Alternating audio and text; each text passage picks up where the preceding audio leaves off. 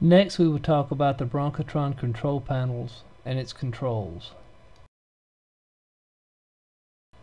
The Bronchotron control panel, as pictured here, has controls for conventional as well as high frequency ventilation.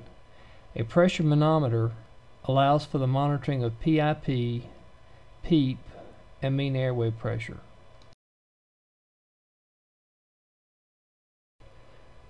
There is also a digital rate counter for monitoring rate. Directly below these two monitors are the controls for conventional ventilation. There's a PIP knob, expiratory and inspiratory time. Below those are the controls for high frequency ventilation, as well as a toggle for locking in the mean airway pressure on the manometer.